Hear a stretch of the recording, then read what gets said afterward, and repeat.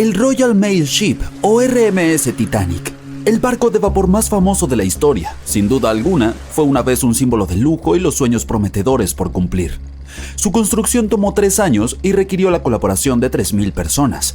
El 10 de abril de 1912, el flamante transatlántico recibió a sus pasajeros con olores del barniz fresco, pintura y madera recién cortada. En aquel entonces, todavía se usaba plomo para la producción de la pintura y aceite de linaza como aglutinante, por lo que ese aroma debió haber sido poderoso.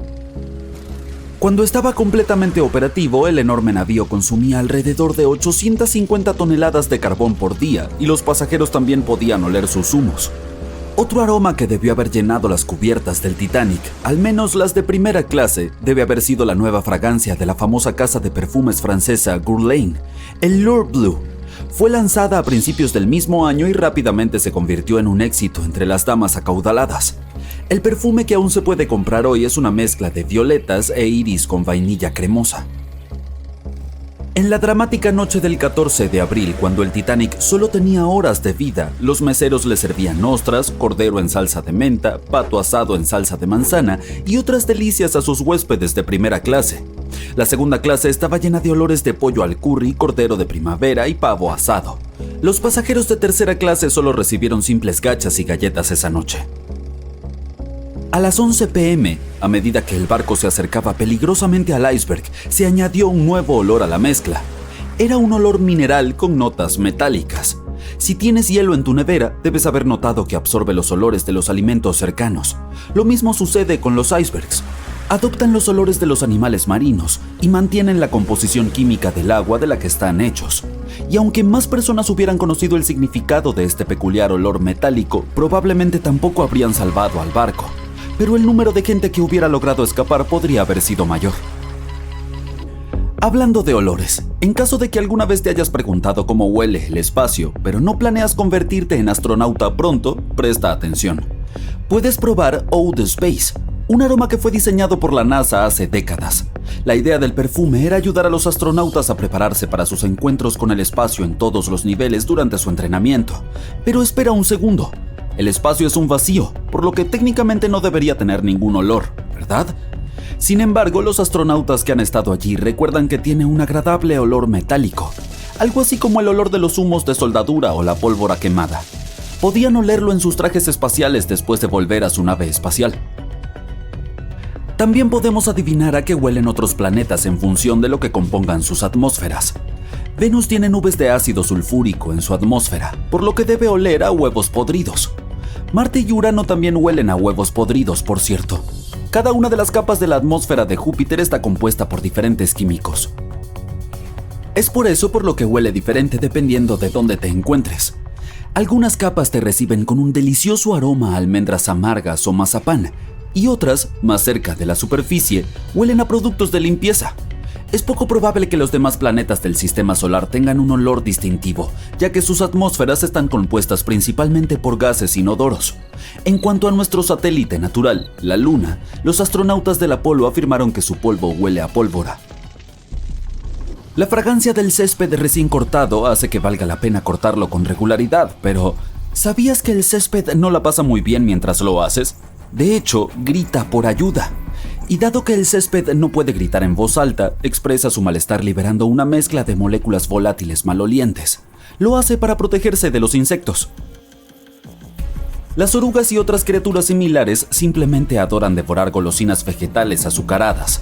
Cuando cortas el césped, este libera ácido jasmónico, entre otras cosas. Este actúa como una señal para las avispas parásitas de que hay una oruga disponible. Estas criaturas lidian con los agresores del césped que pueden seguir creciendo felizmente.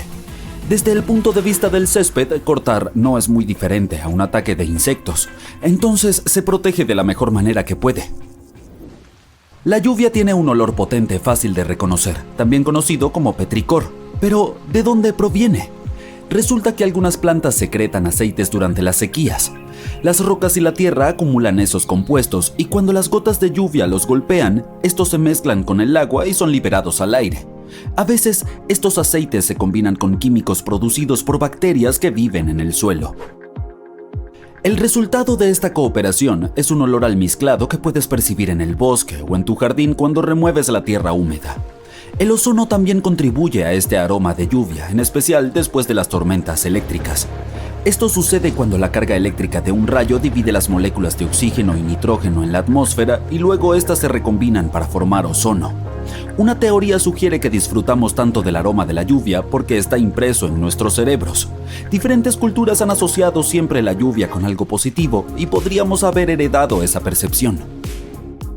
Amantes del chocolate, entre quienes me incluyo, esto es para ustedes. Existen flores que huelen exactamente a su golosina favorita. Al fin y al cabo, es un producto de una planta tropical. Y ya que es imposible recrear en un perfume el mágico aroma que tiene el chocolate, puedes plantar unas flores de chocolate, también conocidas como hojas de lira de ojo verde, en tu jardín. Estas flores se parecen a las margaritas con pétalos amarillos alrededor de un centro rojo oscuro.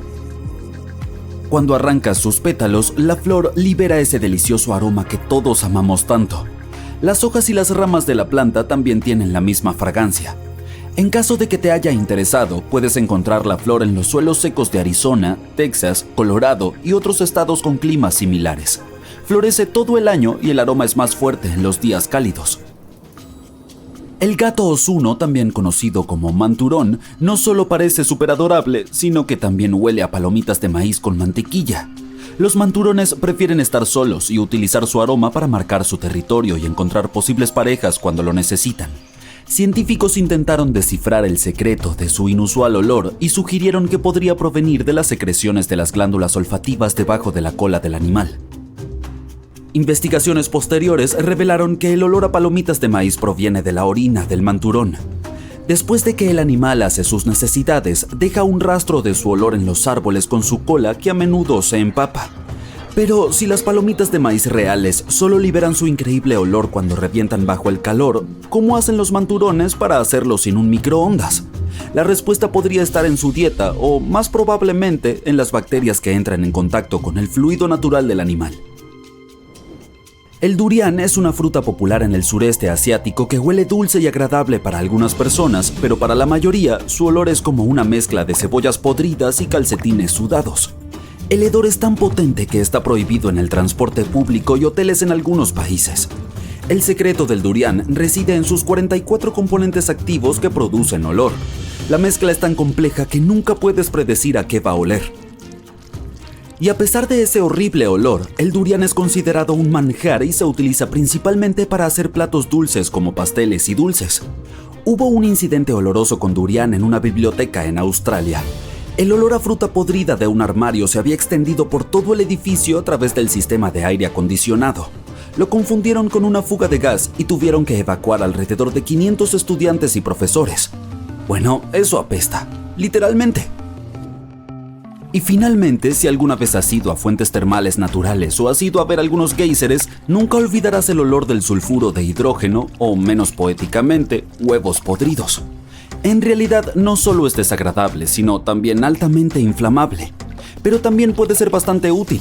La mayoría de los hogares en Islandia utilizan fuentes termales como fuente de agua caliente.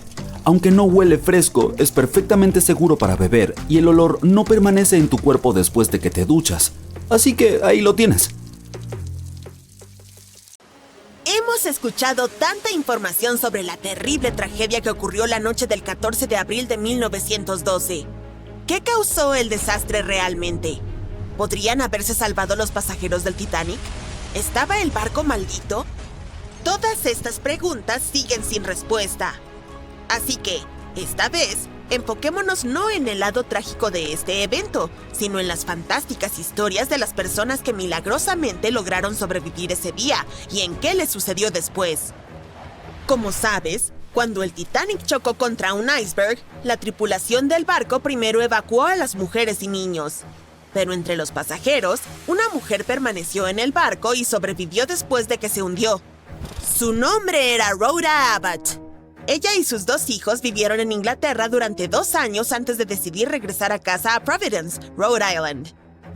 Rhoda compró 3 boletos de tercera clase para el barco más moderno e insumergible de esa época. Toda la familia durmió en su camarote esa fatídica noche del 14 al 15 de abril. No sintieron el impacto y se levantaron solo después de que el mayordomo llamara a la puerta. Les pidió que se pusieran los chalecos salvavidas y subieran a la cubierta superior. Luego, junto con otros pasajeros de tercera clase, esperaron en fila para abordar los botes salvavidas.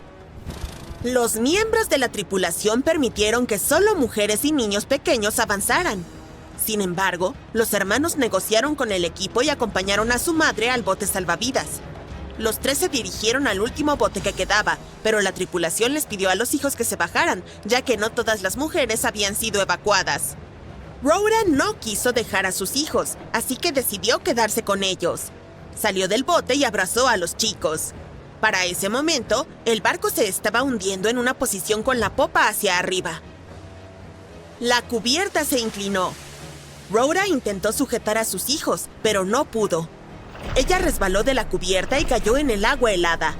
Desde allí, nadó hacia el bote salvavidas que había sido arrastrado desde la cubierta. Rhoda subió a bordo y observó cómo el Titanic se hundía en el agua. Desafortunadamente, no pudo salvar a sus dos hijos. Junto a ella había 13 personas en el bote, pero al final, nadie excepto Rhoda sobrevivió.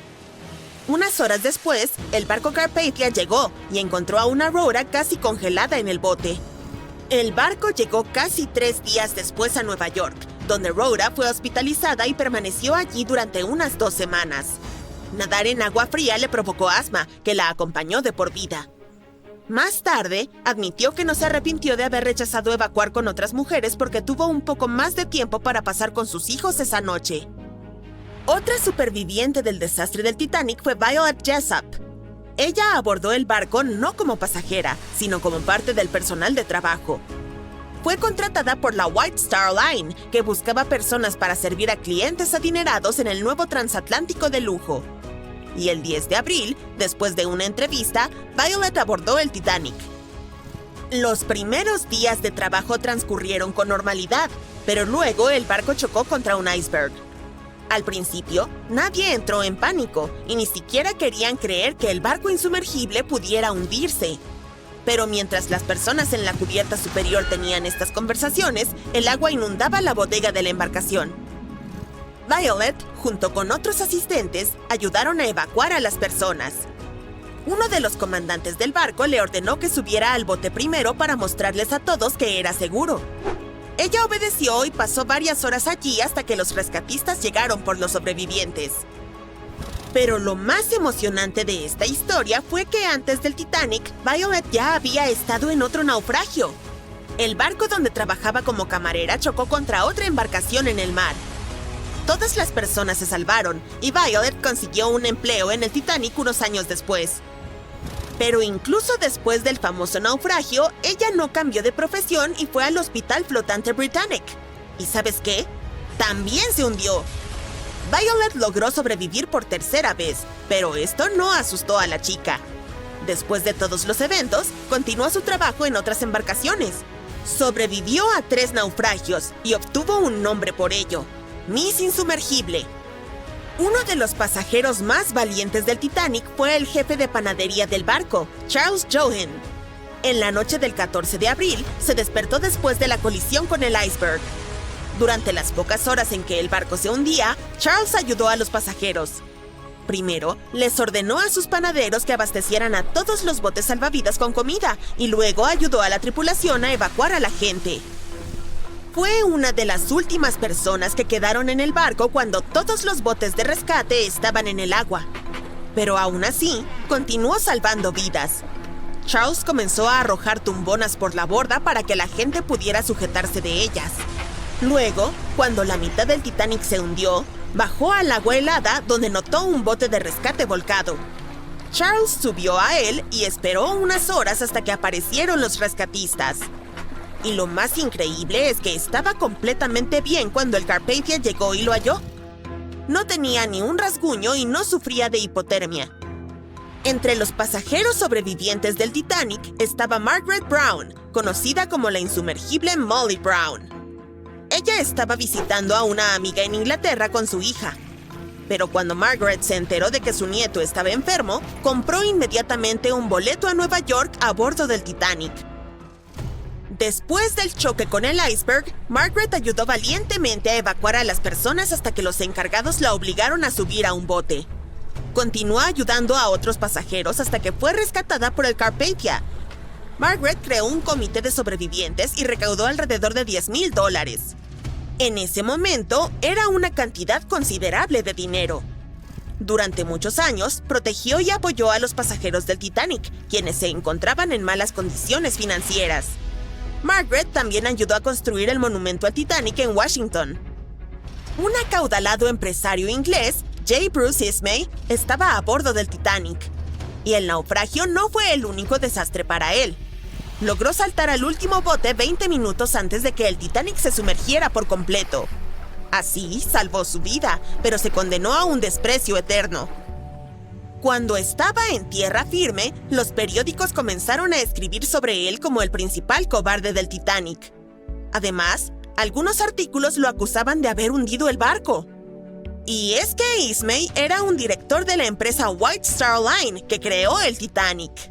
Según los artículos de los periódicos, el empresario le pidió al capitán que navegara más rápido. Quería que el barco llegara a América antes de lo previsto y recibir buenas críticas en la prensa. Como resultado, este chocó contra un iceberg a alta velocidad y sufrió daños en el casco. Pero nadie pudo comprobar la culpabilidad del empresario. Casi toda la crítica hacia Bruce Ismay se concentró en un solo periódico. Su editor había tenido una pelea con el empresario antes de la tragedia, así que decidió destruir su reputación. Gran Bretaña organizó una investigación independiente, la cual concluyó que Ismay no hizo nada malo. Sí, saltó al último bote, pero solo después de que todas las mujeres y los niños fueran evacuados. Sin embargo, la investigación no ayudó a limpiar su reputación. En Inglaterra y América, muchos amigos y colegas se alejaron de él. Durante muchos años, Ismay compensó a las familias que perdieron a alguien en el Titanic. Los pasajeros más famosos del Titanic eran una orquesta de 8 músicos. Al principio, no hubo pánico cuando el barco chocó contra el iceberg.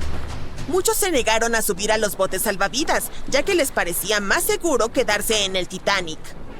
Otros estaban seguros de que la avería de la embarcación se repararía pronto. Algunas personas no creían que el barco pudiera hundirse. Pero un pequeño pánico comenzó cuando todos se dieron cuenta de que una catástrofe era inminente. Para calmar un poco a la gente, 8 músicos de 2 grupos comenzaron a tocar música. Los sobrevivientes dijeron que la orquesta tocó hasta el último minuto. El miedo por sus vidas y la cercanía del final no confundieron a los valientes hombres. Desafortunadamente, no sobrevivieron, pero su recuerdo quedó escrito en la historia para siempre. Y sus instrumentos musicales se convirtieron en artefactos mundialmente famosos y en objetos de gran valor en las subastas. El Titanic se hundió el 14 de abril de 1912 y todas las pertenencias de los pasajeros y los artículos del barco fueron a parar a las profundas y oscuras aguas. Estos objetos esperaron pacientemente a ser descubiertos hasta 1985.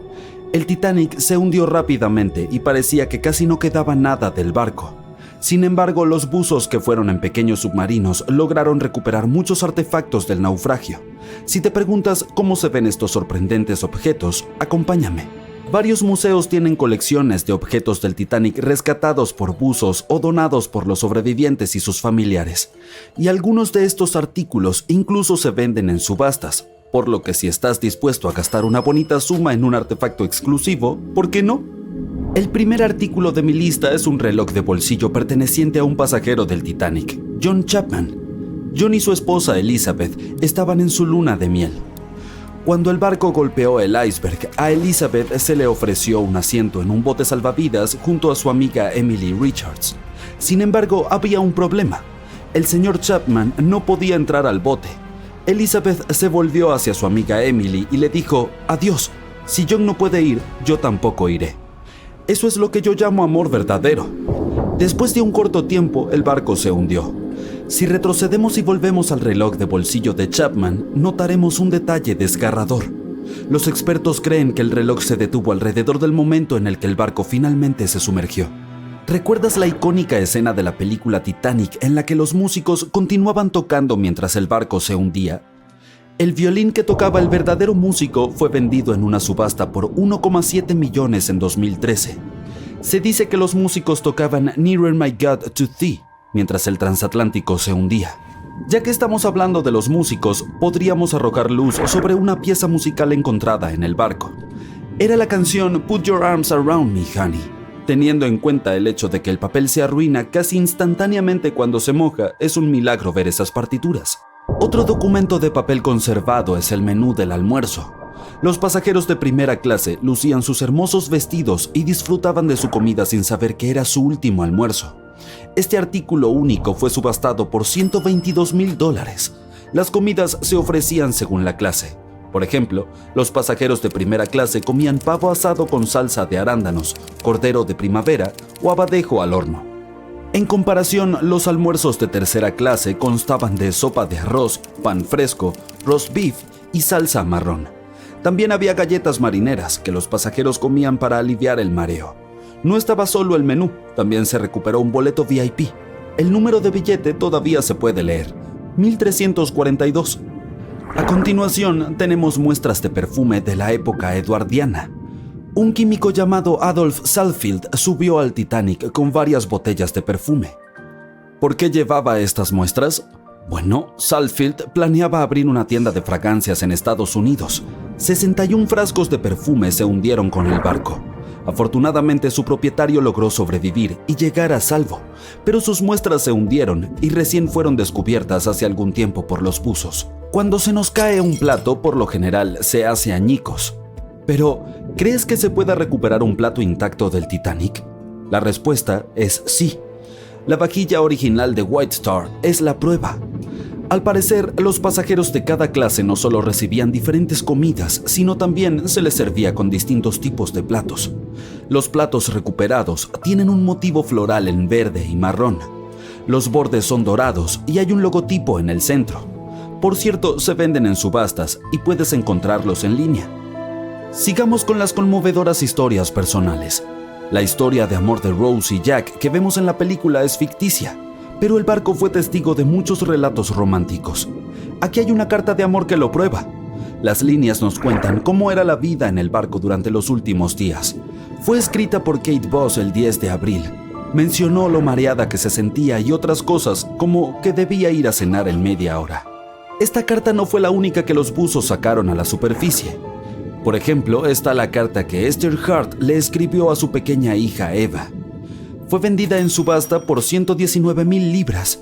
Probablemente sea la última carta escrita a bordo, ya que se completó solo 8 horas antes de la tragedia. No está tan dañada porque estaba en el bolsillo del abrigo del marido de Esther. Otra carta que podemos mencionar es la del Dr. John Simpson. Esas palabras fueron las últimas que le escribió a su madre. Permíteme presentarte a Edith Rosenbaum. Ella estaba en el barco con su cerdito de juguete de la suerte. Edith se había lesionado gravemente en un accidente antes de subir al gran barco. El juguete fue un regalo de su madre como apoyo moral para su proceso de recuperación. En realidad, era una caja de música en forma de cerdito. Edith lo utilizaba para calmar a los jóvenes asustados en el bote salvavidas. El siguiente elemento en la lista es el silbato de Lillian Winfred Bentham. Ella era una pasajera de segunda clase. En aquella terrible noche, Lillian estaba en su camarote. No creía que el Titanic pudiera hundirse. Después de todo, era el barco insumergible. Su amiga acudió a ella y la convenció de que se subiera a un bote salvavidas. Recién entonces, se dio cuenta de lo grave que era la situación. Momentos después, vio cómo el barco se partía en dos. Mientras el bote salvavidas se alejaba en la noche, Lillian vio a un tripulante que también había sido rescatado. Sin pensarlo 2 veces, envolvió al hombre con su abrigo de piel. Hacía mucho frío, así que probablemente le salvó la vida con ese gesto. El hombre quiso agradecerle su bondad, así que le dio a Lillian un silbato.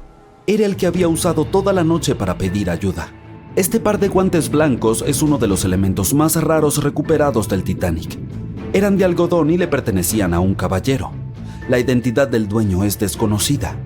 La tela no puede durar bajo el agua durante décadas, pero estos guantes se conservaron bien y todavía se pueden ver los finos detalles y su elegancia. También se ha encontrado una campana. Sí, la famosa campana, la que sonó para advertir sobre el iceberg. Frederick Fleet y Reginald Lee estaban de guardia la noche del accidente. Ambos sobrevivieron.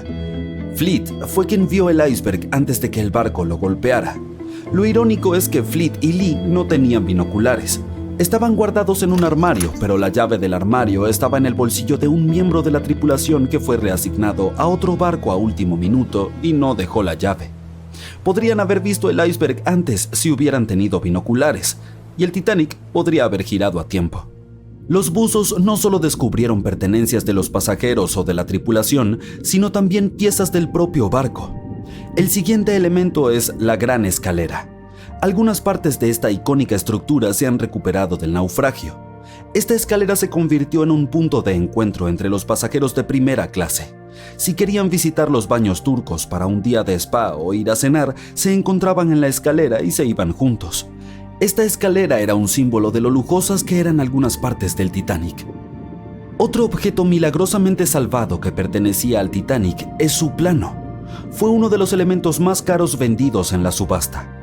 El plano tiene alrededor de 10 metros de ancho. ¿Qué más? También se descubrió el logómetro. Es un aparato utilizado para verificar la velocidad de navegación del barco y la distancia que recorre. Los expertos dicen que desde el inicio hasta el mediodía del 14 de abril, el artefacto registró unos 500 kilómetros. Y hay más. También se encontró un gran trozo de casco que pesa 15 toneladas. Los ojos de buey más grandes eran para los camarotes y los más pequeños eran para los baños. Esta pieza fue encontrada en 1994, pero fue en 1998 cuando se extrajo con éxito. Después de todos estos años bajo el agua, estaba llena de vida marina. Aún así, sorprendentemente, los ojos de buey todavía tenían vidrio. Supongamos que eres un buzo y solo puedes sacar uno de estos objetos. ¿Cuál elegirías? El año era 1865. Fue un auge de migración a nivel mundial, con nuevos lugares descubiertos y muchos asentamientos creados. Sin aviones como los que tenemos ahora, un barco era la única manera de escapar de la vida antigua y emprender un viaje hacia un futuro nuevo, y con suerte, más brillante. Así que, una aventura como esa era algo bastante común de hacer. Más de 500 inmigrantes llegaron seguros a Queensland y se suponía que el barco regresaría a Londres algún tiempo después. Fue realmente un largo viaje, pero no muchas personas estaban dispuestas a volver a Inglaterra. Después de todo, habían elegido ir a Australia para comenzar una vida completamente nueva, así que era natural que la embarcación regresara casi vacía. Sin embargo, el viaje de regreso fue aún bastante lucrativo, gracias a la carga que el barco podía transportar. La cantidad de productos lista para ser enviada era significativa, compuesta principalmente de lana impregnada en arsénico, sebo y pieles. Fue como matar 2 pájaros de un tiro. La tripulación no solo podría pasar el invierno cálidamente en Australia mientras Inglaterra soportaba el frío intenso, sino que tampoco desperdiciaría su tiempo. Con la gran cantidad de productos que debían cargar, les tomaría alrededor de 3 meses completar esa tarea. Comenzaron a difundirse informes de que el Fiery Star casi había terminado de ser cargado, pero resultó ser que la evaluación fue un poco demasiado optimista. Para pasar el tiempo, el capitán Yule pensó que sería una buena idea contactar con la sociedad de aclimatación y ofrecer su ayuda para transportar cualquier animal que quisieran enviar a Inglaterra en el Fiery Star. Ya tenía algunos emus y canguros a bordo, pero todavía había espacio. La sociedad realizó una votación y estuvieron completamente a bordo con la idea. Pensaron que enviar algunas talegallas sería un gran plan. Aunque ya había algunas de estas aves en Inglaterra, la sociedad francesa necesitaba un par y podían enviarlas allí a través de Inglaterra. Pero el equipo no sabía que toda esa carga, todos los productos que estaban dispuestos a vender en Inglaterra, finalmente conduciría a la destrucción del barco. El Fiery Star no solo se perdió, sino que la mayoría de las personas a bordo no sobrevivieron para completar el viaje. Era 23 de marzo. Ese fue el día en que finalmente se publicó el manifiesto del barco. Un manifiesto es una lista que detalla la carga, los pasajeros y la tripulación de una embarcación, avión o vehículo, principalmente para los funcionarios de aduanas.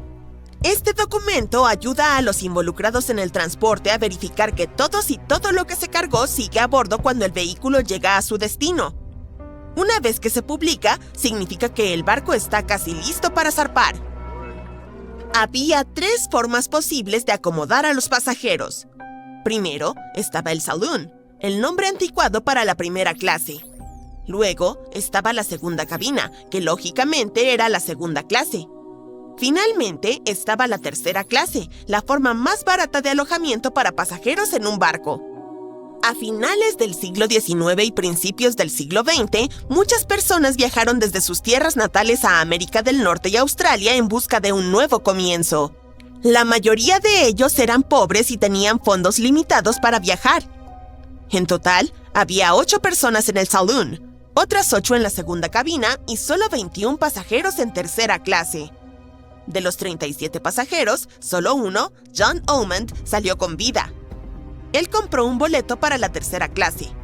Así que, a diferencia de la situación del Titanic, en este caso, la clase no importó realmente. La lista de miembros de la tripulación no era tan detallada como la de los pasajeros. Se sabía que, en total, había alrededor de 55 personas en la tripulación, desde marineros aptos hasta miembros del equipo simplemente llamados muchachos. Pero algo me dice que la tripulación no era realmente tan importante para el capitán. En realidad, todo lo que le importaba era ganar tanto dinero como fuera posible, incluso si eso requería que se transportaran toneladas de carga peligrosa e inflamable. De los más de 50 miembros de la tripulación, solo 17 sobrevivieron a ese viaje. Pero hubo en realidad un miembro de la tripulación más que sobrevivió por accidente, simplemente porque no le dejaron subir a bordo. Sarah Johnston se disfrazó de hombre y planeó colarse en el barco. Sin embargo, algo en su apariencia hizo que el capitán sospechara, así que llamó a la policía y le pidió a Sarah que abandonara el barco porque no quería que se produjera ningún comportamiento inmoral. Bueno, le salvó la vida. Para él, ese fue su último viaje. El capitán, W. Hunter Yule, era aparentemente una verdadera celebridad. Ya tenía un historial de haber desembarcado inmigrantes de manera segura el año anterior, así que aparentemente no había motivo para preocuparse. El viaje prometía ser seguro. El velero Fiery Star zarpó de Moreton Bay rumbo a Londres. Los pasajeros ocuparon sus lugares. La carga ya había sido embarcada. La lista completa era sorprendente. Además de toda la lana, cebo, algodón, cueros y cuernos, también había 6 cajas de arrurús y varios otros bultos. Y no podemos olvidar los animales que el capitán también llevó a bordo. El 1 de abril de 1865, el Fiery Star estaba lejos, pero aún era observable al este mientras se dirigía hacia el Océano Pacífico. Esta fue la última información disponible hasta el 26 de mayo, cuando surgieron las noticias de su destrucción desde Brisbane. El diario del oficial en jefe William Sargent reveló que el Fiery Star tardó 12 días en alcanzar el extremo sur de Nueva Zelanda, lo cual sucedió el 11 de abril de 1865. El viaje iba bien hasta que el 17 de abril los mares agitados destruyeron 2 botes largos. El 19 de abril, un fuerte olor a humo alertó al capitán. Al revisar, encontró la bodega inferior completamente llena de humo debido a un incendio alimentado por la carga inflamable del barco. Las escotillas fueron cerradas de inmediato para intentar contener las llamas, pero al día siguiente, el calor y el humo tóxico obligaron a los pasajeros a salir de sus camarotes. George Maber fue uno de los afortunados sobrevivientes. Era el ingeniero del barco y recordó los caóticos eventos del 20 de abril, cuando el capitán Yule y la mayoría de la tripulación y los pasajeros intentaron evacuar en medio del mal tiempo. Alrededor de las 6 de la tarde, el barco comenzó a llenarse de agua y, sin mucho aviso, el capitán Yule, 4 miembros de la tripulación y algunas pasajeras se subieron a un bote salvavidas y zarparon. El siguiente bote, dirigido por el segundo oficial, el señor Adio, era un gig, seguido de un jollyboat abarrotado. Por último, había un bote central que apenas era apto para navegar, con 2 hombres que sacaban agua constantemente para mantenerlo a flote. El plan era que las embarcaciones permanecieran cerca del Fiery Star durante la noche y se dirigieran hacia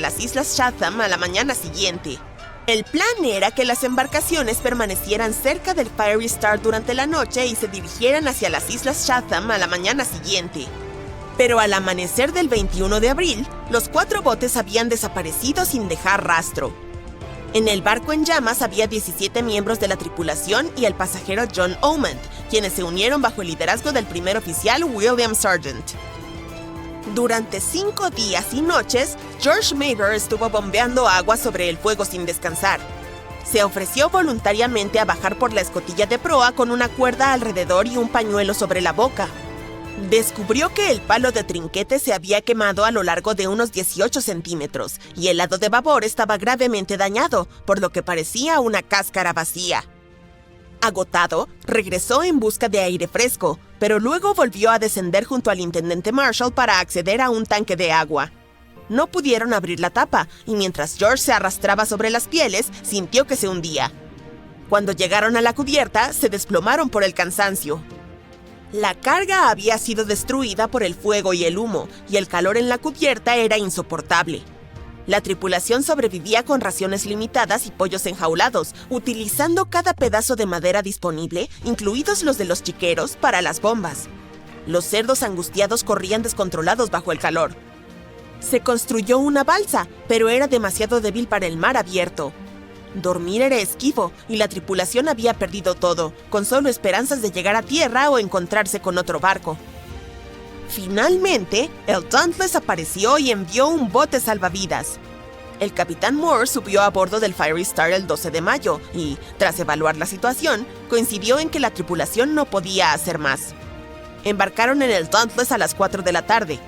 Presenciaron cómo el Fiery Star sucumbía a las llamas a las 11:30 de la noche. Fue una escapada por los pelos. Hay un tramo de agua que incluso los exploradores más experimentados temen. No importa en qué temporada elijas cruzarlo, corres el riesgo de encontrarte cara a cara con olas que pueden alcanzar la altura del letrero de Hollywood. Estoy hablando del pasaje de Drake, la vía marítima que conecta el Océano Pacífico con el Atlántico, extendiéndose desde el Cabo de Hornos en el extremo sur de Sudamérica hasta las Islas Shetland del Sur en la Antártida. Es tan ancho como la distancia de Londres a Berlín y puede tardar hasta 48 horas en cruzarse. Algunos marineros comparan llegar al otro lado con ir a la luna, así de desafiante es. Incluso el hombre que lo descubrió, Sir Francis Drake, nunca navegó por estas aguas porque le parecían demasiado peligrosas y optó por un paso más tranquilo aunque más largo, el Estrecho de Magallanes. El pasaje cobró la vida de alrededor de 20,000 marineros y más de 800 barcos. Los turistas que desean ver la Antártida cruzan el pasaje de Drake con regularidad, aunque todavía se considera la travesía oceánica más aterradora del mundo. La península antártica a donde van los viajeros en realidad no forma parte de la Antártida misma. Se extiende y apunta hacia Sudamérica como 2 dedos casi tocándose. El agua se aprieta entre estas dos masas de tierra y genera fuertes corrientes oceánicas. El paso es parte de la corriente circumpolar antártica, la mayor corriente oceánica del mundo. El agua fluye a través del pasaje a una velocidad de entre 95 y 150 millones de metros cúbicos por segundo, lo que la hace muy turbulenta. Además, hay vientos que usualmente soplan de oeste a este y son muy fuertes entre los 40 y 60 grados de latitud. Por eso esas zonas son llamadas los 40 rugientes, 50 furiosos y 60 aulladores. La tierra desacelera los vientos, razón por la cual las tormentas que llegan a Irlanda y al Reino Unido se debilitan al moverse hacia el este. Pero la latitud de Drake es el único lugar donde los vientos pueden soplar alrededor de la Tierra sin ser detenidos por la Tierra, por lo que siguen acelerándose. Estos fuertes vientos se convierten en enormes olas que pueden golpear los barcos con mucha fuerza, normalmente de alrededor de 4 o 5 metros de altura. Son mucho más altas que las olas del Atlántico. El pasaje de Drake también tiene montañas submarinas que no puedes ver. La enorme corriente se abre paso por este estrecho pasaje y provoca que las olas choquen contra estas montañas bajo el agua. Estas olas internas crean remolinos que traen agua fría desde el fondo del océano. Así que no solo es agitado en la superficie, el agua es salvaje hasta el fondo. El primer marinero que logró navegar alrededor del Cabo de Hornos y a través del pasaje de Drake fue un holandés, Wilhelm Schouten, en 1616. Pero el intento más famoso de cruzarlo fue llevado a cabo por Sir Ernest Henry Shackleton en su barco llamado Endurance. Él y 27 de sus hombres partieron desde Georgia del Sur con el objetivo de llegar a la bahía de Bassel en la Antártida. Pero las cosas no salieron como planeaba. El 19 de enero de 1915, su barco se quedó atascado en el hielo y en octubre comenzó a hundirse. Acamparon en hielo flotante durante 2 meses antes de navegar en botes salvavidas a un lugar remoto y helado llamado Isla Elefante.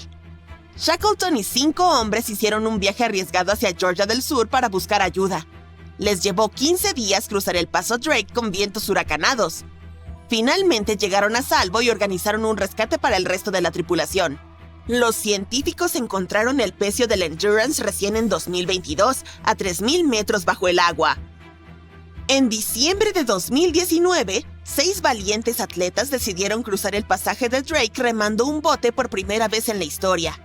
Les llevó 12 días de remo continuo, con una rotación de remeros cada 90 minutos. Lo lograron, y probablemente fue la manera más difícil posible de cruzar el pasaje. Los atletas mencionaron que estaba frío, mojado y sucio, y las olas los golpeaban como muros. El clima en el pasaje de Drake cambia mucho, pero los capitanes de barcos siempre pueden preverlo y rotar su rumbo. Pueden adelantar la hora de salida para tener un margen de seguridad y no quedarse atrapados en medio del pasaje en las peores condiciones. A veces, el viaje es suave y tranquilo, y lo llaman Lago Drake. Otras veces, los marineros sienten olas agitadas y se llama Batido Drake. Algunos capitanes experimentados que cruzan a menudo el paso dicen que el efecto Lago Drake ocurre una vez cada 10 cruces y experimentan el Batido Drake 1 o 2 veces cada 10 viajes.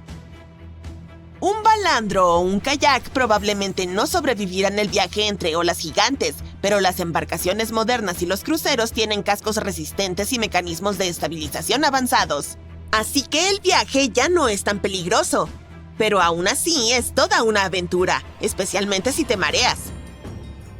Si no te apetece arriesgarte, pero deseas viajar del Océano Pacífico al Océano Atlántico por agua de manera rápida, el Canal de Panamá te está esperando. La gente comenzó a pensar en crear un pasaje acuático a través de Panamá en el siglo XVI. En aquel entonces, un explorador español descubrió que solo un delgado tramo de tierra separaba los 2 océanos. Pero parecía imposible construirlo debido a las montañas y la densa jungla, por lo que la idea tuvo que esperar un par de siglos. Finalmente, en 1880, Francia, liderada por el hombre que concretó el Canal de Suez en Egipto, intentó construir el canal.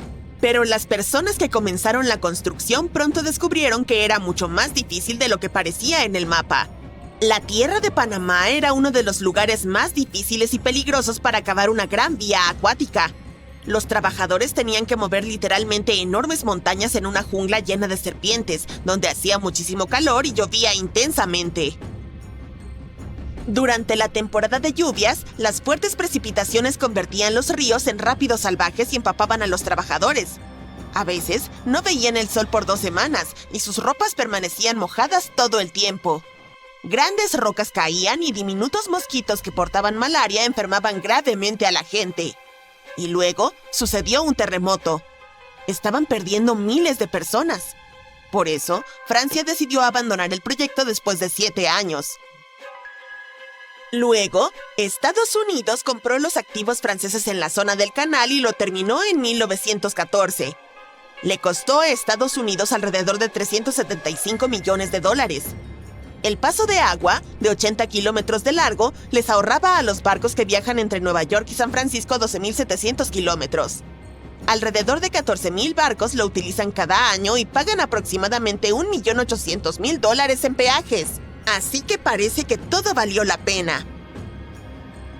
Otro desafiante curso de agua de esta parte del mundo es el río Amazonas.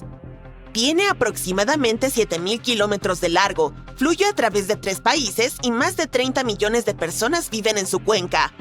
Pero no hay ni un solo puente que lo cruce. El río tiene muchos pantanos y suelos blandos, por lo que los ingenieros deberían construir puentes muy largos y cimientos muy profundos, lo cual cuesta mucho dinero. Construir puentes sobre aguas profundas es complicado, pero en otros lugares del mundo, los ingenieros pueden utilizar cosas como plataformas flotantes para ayudar. El cauce del río y los niveles de agua cambian mucho durante el año. En la estación seca, de junio a noviembre, el río suele tener entre 3 y 9 kilómetros de ancho. Pero en la temporada de lluvias, de diciembre a abril, el río puede llegar a medir hasta 48 kilómetros de ancho y el nivel del agua puede subir hasta 15 metros. Por eso no se pueden construir puentes flotantes ni pontones.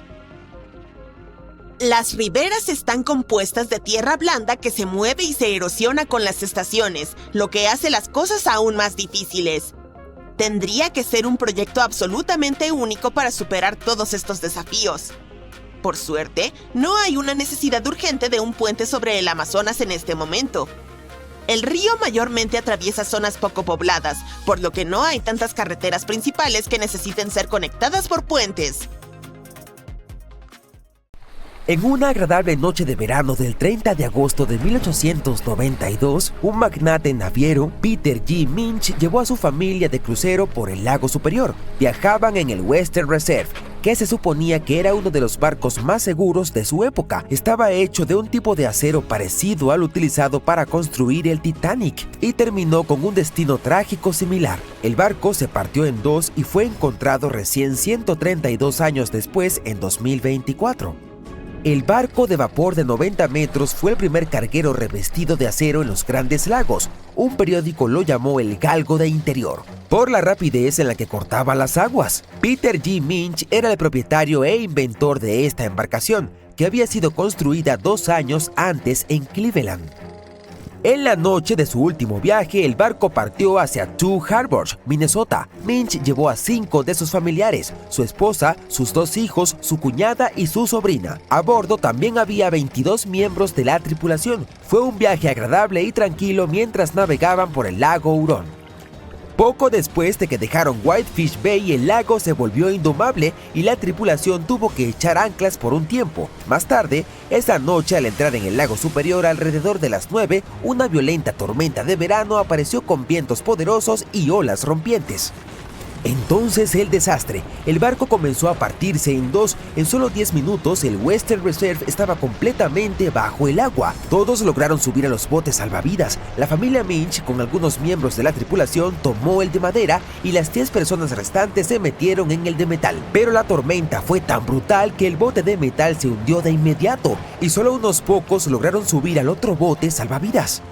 El segundo bote flotó durante las siguientes 10 horas. Un barco de vapor pasó cerca, pero no notó ni escuchó a las personas que pedían ayuda. Alrededor de las 7 de la mañana siguiente, el bote salvavidas llegó a estar a 1,5 kilómetros de la costa de Deer Park, Michigan. Estaban tan cerca de estar a salvo, pero tristemente el bote salvavidas también se volcó y todos acabaron en el agua helada. El único sobreviviente de esta tragedia fue Harry Stewart, de 24 años, el timotel del barco. Nadó más de 1 kilómetro a través de las aguas heladas y logró llegar a la orilla, casi inconsciente pero vivo. Más tarde mencionó que sobrevivió gracias a una chaqueta de marinero de tejido grueso y ajustada. El Western Reserve estuvo perdido durante más de 100 años, hasta que un par de exploradores decididos finalmente lo localizaron. Pasaron más de 2 años buscando sin descanso los restos en la península superior de Michigan. Darryl y Dan Ertel encontraron el barco utilizando un sonar de barrido lateral que abarca 0,8 kilómetros a cada lado. Un día vieron un pequeño punto en el lado izquierdo del escaneo. Era pequeño, pero Darryl midió la sombra, notó que tenía unos 12 metros de altura y se dio cuenta de que debía ser algo importante. Así que dieron la vuelta y escanearon directamente sobre el punto. Vieron escotillas de carga y parecía que el barco se había partido en dos, con una mitad encima de la otra en una posición casi imposible. Cada pieza medía alrededor de 45 metros de largo y una vez que comprobaron el ancho, supieron con certeza que acababan de encontrar el legendario Western Reserve. Los historiadores aún no están seguros de por qué el barco que se suponía que era insumergible se partió por la mitad de repente, pero tienen algunas teorías. Una idea es algo llamado curvatura. Sucede cuando el barco sube sobre una ola gigante y la proa y la popa quedan suspendidas en el aire sin nada debajo para sostenerlas. Eso ejerce una tremenda presión en el medio y se dobla como un palo cuando tiras de ambos extremos. Otra razón plausible tiene que ver con el acero del que estaba hecho el barco. En aquel entonces, el acero era el nuevo y más popular sustituto del hierro. Sin embargo, el control de calidad no era perfecto. Algunas placas de acero no se fabricaron adecuadamente, lo que pudo haber ocasionado un punto débil significativo en el casco del barco. También existe la posibilidad de que el barco no tuviera suficiente lestre, que es el peso utilizado para mantener la estabilidad, o quizás no estaba bien equilibrado. Lamentablemente, solo 8 semanas después de la tragedia del Western Reserve, otro buque que había sido construido al mismo tiempo con placas de acero similares repitió el destino de su gemelo. El W.H. Gilcher era un carguero a vapor de lago utilizado para transportar mercancías entre puertos en los Grandes Lagos. Partió en lo que se suponía que sería un viaje de rutina el 26 de octubre de 1892, cargado con más de 3.000 toneladas de carbón. El barco dejó Buffalo con rumbo a Milwaukee. El capitán Letts H. Weeks y una tripulación de 18 personas estaban a bordo. Todo parecía normal al principio y para la tarde del 28 de octubre, el barco pasó por el estrecho de Machinicac y entró en el lago Michigan. Se esperaba que llegara a Milwaukee el día 30, pero nunca lo logró. Una tormenta muy fuerte azotó el lago Michigan y el lago Hurón el 28 y 29 de octubre, causando estragos en los planes de viaje de muchas embarcaciones. Cuando la tormenta finalmente pasó y los barcos comenzaron a llegar al puerto, la gente empezó a reconstruir lo que había sucedido. Al W.H. Gilcher, un capitán que estaba navegando cerca con su goleta, dijo que vio un gran vapor luchando contra la tormenta a unos 30 kilómetros al noreste de la isla North Manitou, alrededor de las 8 de la noche del 28. El barco parecía indefenso y no había movimiento ni señales de vida. Otro capitán vio más tarde muebles y partes del puente de un barco flotando en el lago cerca de la isla South Manitou. Posteriormente, 2 vapores más recogieron piezas rotas del puente del W. Gilcher en la misma zona. Se hizo evidente que la tormenta había destruido al carguero y trágicamente nadie sobrevivió. Los Grandes Lagos son un verdadero punto clave para los naufragios y ha habido entre 6.000 y 10.000 aquí desde el siglo XVII. En 1679, Le Griffon se convirtió en el primer barco europeo en desaparecer sin dejar rastro en los lagos. Navegó desde Buffalo, Nueva York, hasta Green Bay, Wisconsin, pasando por el lago Erie, el río Detroit, el lago St. Clair y el lago Huron antes de llegar al lago Michigan. Después de una parada en Green Bay, comenzó a regresar y luego nunca se lo volvió a ver. En 1975 ocurrió uno de los naufragios más famosos cuando el enorme carguero de minerales de 220 metros, el SS Edmund Fitzgerald, se hundió en el lago Superior. Se suponía que una tormenta otoñal se mantendría muy al sur de su ruta, pero las cosas cambiaron rápidamente. Otro buque de carga, el Arthur M. Anderson, lo seguía de cerca y mantenía contacto por radio con el capitán del Fitzgerald, Ernest McSorley. Para la tarde del 10 de noviembre, las olas se estrellaban contra la cubierta y ráfagas de viento de más de 130 kilómetros por hora golpeaban con fuerza a ambos barcos. A las 7:20 de la tarde, el Anderson ya no pudo comunicarse con el Fitzgerald por radio y había desaparecido del radar. No hubo llamada de socorro ni advertencia. El enorme barco simplemente había desaparecido. Más tarde, los equipos de búsqueda encontraron el naufragio a más de 160 metros bajo la superficie, partido en 2 enormes pedazos. Ninguno de los 29 miembros de la tripulación sobrevivió y nadie presenció lo que sucedió. Podría haber todo tipo de razones para tales tragedias, desde errores de juicios y fallos de equipo hasta simplemente estar en el lugar equivocado en el momento equivocado. Los Grandes Lagos son cuerpos de agua inmensos con sistemas meteorológicos que esperarías encontrar en los mares. Estos mares interiores se encuentran en el corazón del continente, donde se forman vientos con fuerza de huracán y potentes tormentas.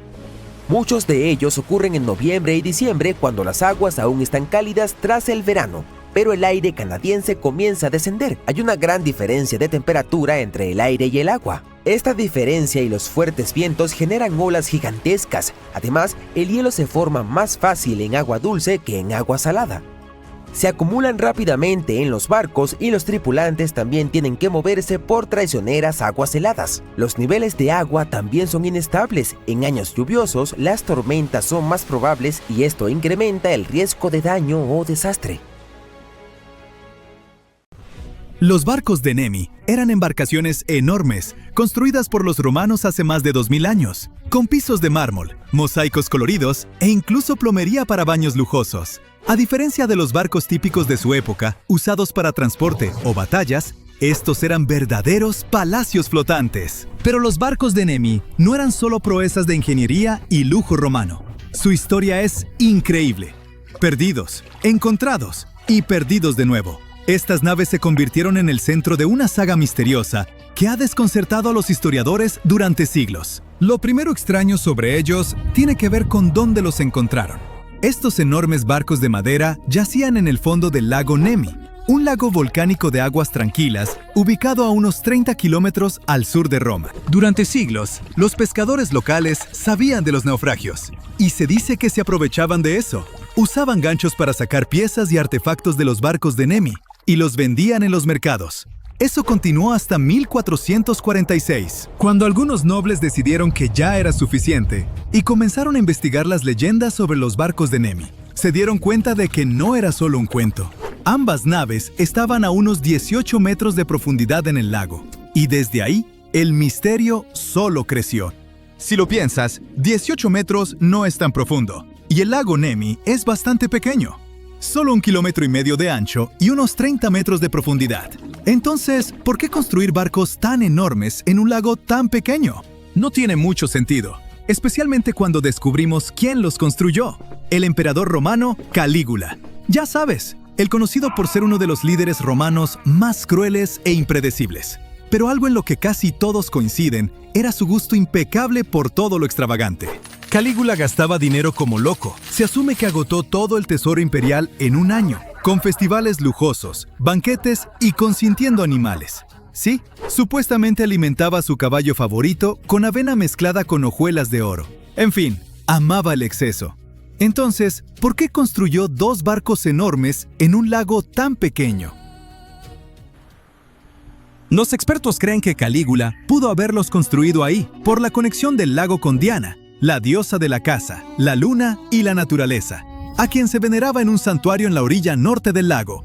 Por cierto, Nemi es un nombre moderno que vemos en los mapas actuales. Los romanos llamaban al lago Speculum Dianae, que significa espejo de Diana. Así que es posible que Calígula lo viera como el lugar perfecto para esconderse y anclar sus barcazas de placer. Quería palacios flotantes extravagantes, y eso fue exactamente lo que obtuvo. La Prima Naya, que significa primer barco, era una embarcación enorme de unos 70 metros de largo. Es casi tan grande como el avión de pasajeros más grande de hoy, el Airbus A380. El casco estaba dividido en 3 secciones, con la parte trasera más ancha y la delantera más angosta. Tenía 2 grandes estructuras en cada extremo, conectadas por escaleras y pasillos, dándole al barco un aspecto peculiar, único en la antigüedad.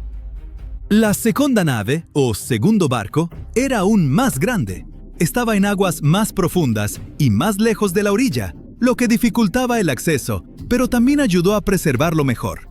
El barco medía 73 metros de largo y 24 de ancho, con una especie de edificio atrás y uno más pequeño al frente. Aunque las estructuras faltaban cuando descubrieron el barco, la disposición de las cubiertas dejaba claro que existieron. Estos barcos eran absolutamente increíbles. Fueron construidos con los mejores materiales. Mosaicos elaborados formaban los impresionantes pisos llenos de color, y el mármol de alta calidad añadía un toque de elegancia y lujo a los interiores. Los barcos también tenían 10 filas de remos, baños, galerías, salones e incluso jardines con viñedos y árboles frutales. Sí, jardines en un barco. Calígula claramente quería que fueran su propio paraíso privado. Se dice que hacía fiestas desenfrenadas a bordo, donde su mal comportamiento no tenía límites, incluyendo relaciones escandalosas con las esposas de sus generales y senadores. Estos barcos definitivamente fueron diseñados para impresionar, mostrando no solo la riqueza y el poder del emperador, sino también las increíbles habilidades técnicas de los ingenieros romanos. La evidencia sugiere que las naves tenían tecnologías que creíamos no se habían desarrollado hasta después. Tenían sistemas de plomería avanzados, y algunas fuentes sugieren que incluso tenían agua corriente. Hay evidencia de tuberías de bronce y drenajes de plomo, lo cual es una locura para barcos del siglo I. Otra cosa es que las vigas de madera estaban cubiertas de plomo para alejar a las bromas, esos pequeños moluscos famosos por hacer túneles y digerir la madera. Pero los esfuerzos de los ingenieros fueron algo inútiles en este caso, ya que las bromas no viven en agua dulce. También hay una teoría de que uno de los barcos tenía una plataforma giratoria. Aún no sabemos su propósito exacto, pero pudo usarse para la presentación rotativa de una estatua, probablemente de Diana, o para entretenimiento, como invitados disfrutando su comida mientras giraban lentamente admirando la vista. ¿Quién sabe? Todos estos hallazgos han llevado a los expertos a creer que los barcos fueron construidos principalmente para recreación o rituales antiguos, o tal vez ambos. Básicamente, el verdadero propósito de los barcos de Nemi sigue siendo un misterio, porque no hay documentación histórica sólida al respecto. Ahora, aunque estos barcos eran maravillas tecnológicas, no duraron mucho. Solo estuvieron en uso alrededor de un año antes de que terminara el reinado de Calígula. Con el tiempo los barcos fueron dañados, llenados de piedras y hundidos en el fondo del lago Nemi. Esto nos trae de vuelta a la historia de su descubrimiento. En 1929, los líderes de Italia decidieron drenar el lago para rescatar los barcos. Así que bombearon unos 20 metros de agua. Tomó años sacarlos del lodo. Pero el segundo barco finalmente fue recuperado en 1932. Durante la excavación, los arqueólogos encontraron muchos artefactos valiosos de los naufragios. Poco a poco, enormes anclas, decoraciones de bronce y estatuas de mármol surgieron de las profundidades, junto con elegantes anillos para remos, juntas de bronce y tejas de cobre. El costo de estos barcos debió ser astronómico. Recuperar los recuerdos y artefactos de la época romana era muy importante entonces, así que sacar los barcos del lago fue un gran triunfo para Italia. En 1936, decidieron construir un museo para exhibir los naufragios, pero su historia dio un giro trágico. Como probablemente sabes, esa fue una época muy afectada por conflictos globales, e Italia no fue la excepción. En 1944, un incendio estalló en el museo, destruyendo los barcos y todo el contenido arqueológico. Bueno, quizá nunca sepamos con certeza quién inició el fuego, pero sí sabemos que los barcos antiguos más grandes jamás descubiertos se perdieron en él.